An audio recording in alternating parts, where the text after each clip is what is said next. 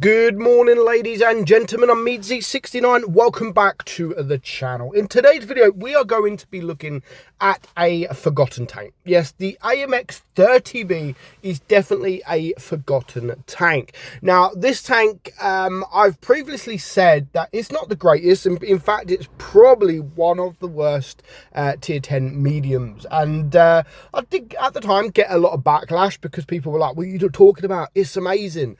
It's not amazing.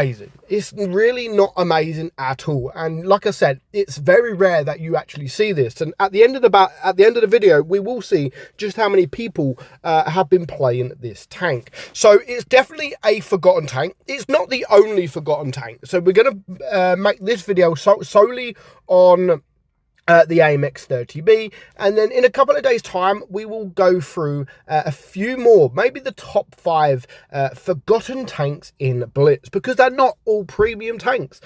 Some forgotten tanks are actually tech tree tanks, but today we are looking at the AMX 30B. Now, when this tank was first released, when it come into the game, it was during test, it was OP. Like, oh my god, we had to test it about 3 or 4 times because Wargaming just couldn't get it right. It was just so overpowered. It was unbelievable. And then over time, Wargaming sort of nerfed it, and then it just become an average tank. And where I'm saying it's not the greatest of tanks, you can still perform, you know.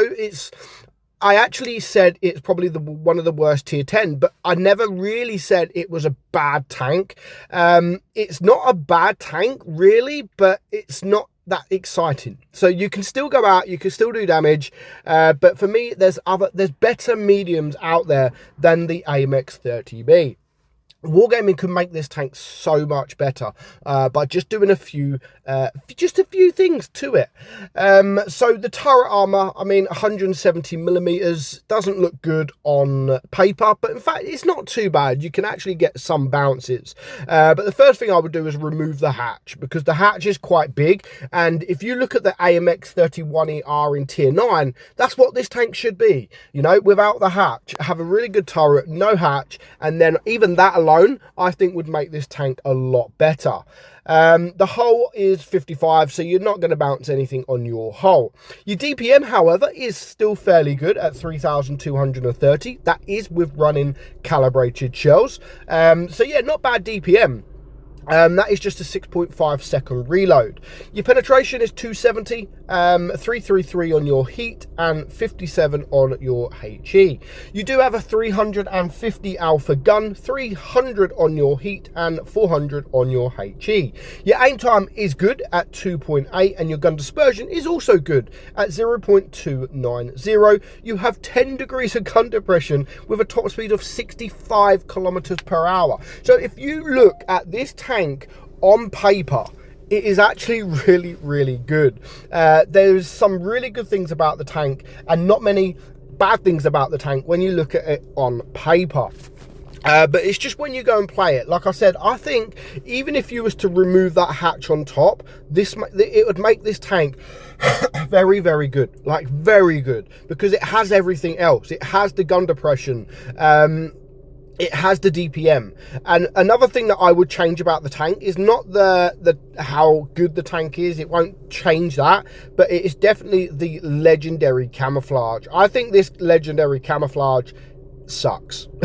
I really do think it sucks. It's horrible. It really is horrible. So give it a really good camouflage, remove the hatch, and then I think this tank that's all it needs. That is all this tank needs.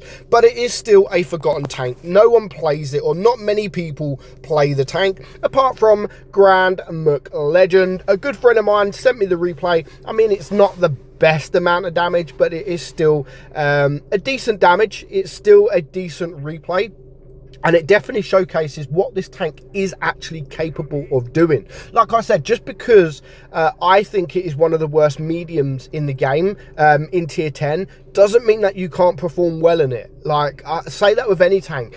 You could have the worst tank in the world, doesn't mean that you're not going to perform well in it. You know, it all depends on your team, all depends on the enemy team, all depends on your position as well.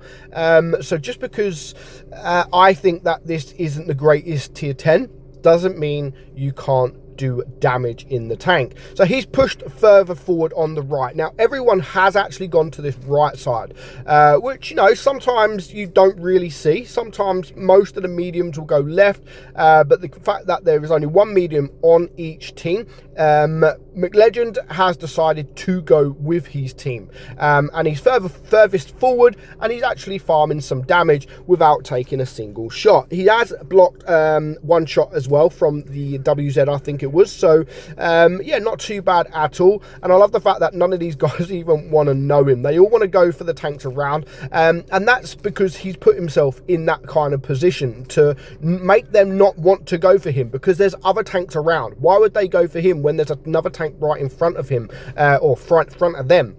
They are automatically going to go for them. So he done well to get into that position, to stay in that position, and then as soon as his team start pushing forward, he can then push forward. And again, I love what he's doing here. He's actually hiding behind his heavies. He's not going further forward, because if he was the front line as such, then of course they would all focus him. But he's not front line, he's second line. He's sitting behind these tanks, he's letting the heavies take the shots, and then he is there with his DPM just soaking up this damage. And before you know it, 3.5k damage done. Does need to be careful, especially coming out sideways, because this tank is HEable, especially to a 60 TP. So he does have to be very, very careful.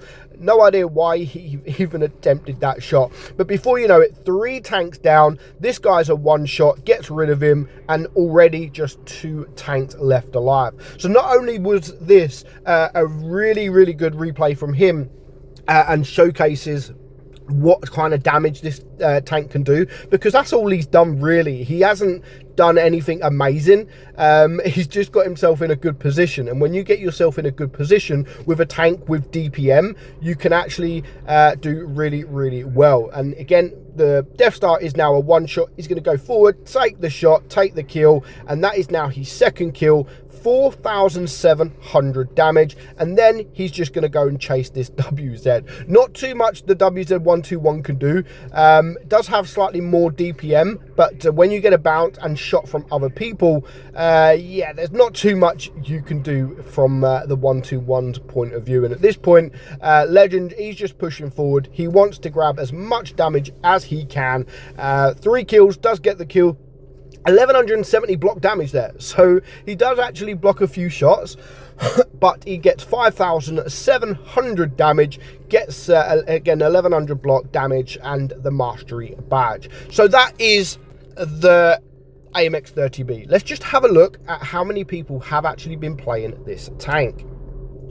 So if you head over to Blitz Stars, you can select compare tank, click on tier 10, click on mediums, go and find the AMX 30B, and there it is. And then you just scroll down all the way to the bottom just about, and as you can see, there is still quite a few people playing this tank, to be fair. I didn't think it would be that much. 3,445 players actually playing this tank over the last 3 months, so that is actually quite a lot, considering it's not a tank that you see often. But yeah, it's definitely, in my opinion, a forgotten tank. Wargaming should definitely buff it, should definitely change it to make it good again. Let me know what you think of the AMX 30B in the comments below. But for now, hope you enjoyed today's video. I'm meadsy69, and I'll catch you all soon. Bye-bye.